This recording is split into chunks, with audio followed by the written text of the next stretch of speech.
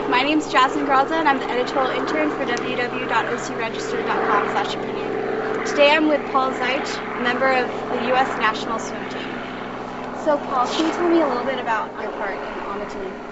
Sure. I was selected to the team last summer after I swam at the U.S. National Championships, where I was the third fastest American in the event of the 200 breaststroke. And so what that means now is that as part of the national team, you're sort of on the known as one of the people that might make the Olympic team in June. How many hours do you practice a day?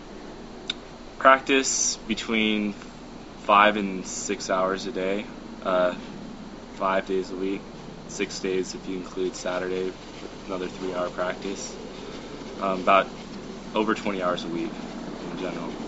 And how many years have you been swimming?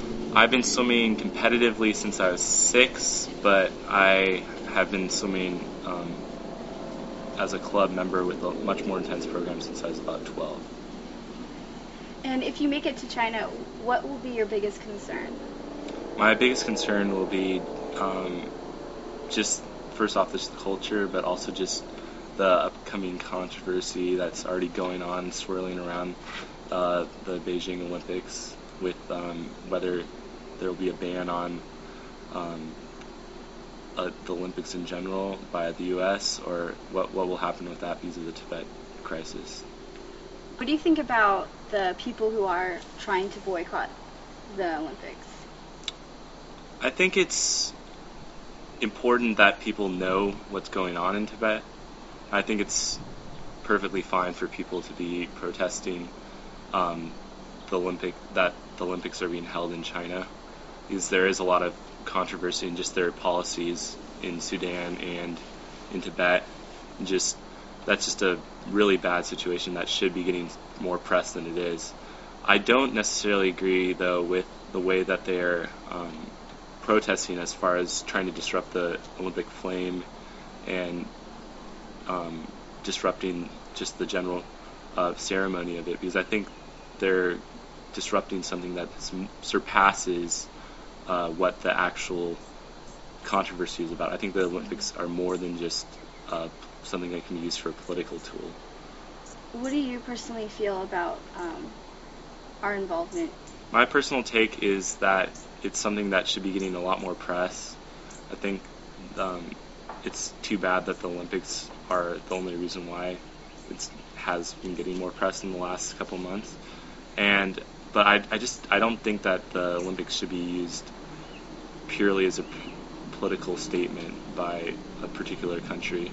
I think it's, like I said, it's been around for 100 years. I don't think it was very effective when we stepped out of the Olympics in 1980, and then the Moscow did in 1984. I don't think that really worked.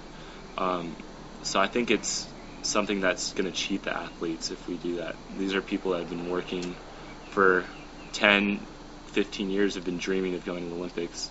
And I think it's important that people are able to fulfill their dreams and make a statement on that international unity. Do you feel that America has the obligation to intervene with what's going on in Tibet and Sudan? Do you think it's something that we should be involved in? I think we should be a little bit more outspoken about it.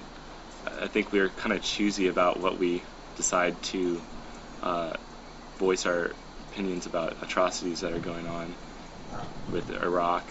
We kind of cited that as something that we were intervening, reason why we were intervening. But we don't really see anything about Sudan or Tibet. So I think we should be a little bit more outspoken about it, but I don't think we should actually become involved more than just trying to put more political pressure on China and Sudan. Do you think that boycotting will get the desired results? No, I think it's just going to, unfortunately, just hurt the athletes. I think if we really wanted to get the desired results, we'd have to be make a much stronger statement, not just a small statement like that. We'd have to stop importing all Chinese products, or something that would really get people's attention. It can't be just something selective like the Olympics. Even though that's a big showcase for the world, I don't think it has enough behind it to actually do anything permanent. And unfortunately, that's the case. But I don't think it's fair either to take that away from the athletes. And so coming up in June, you will be trying. What is it that you?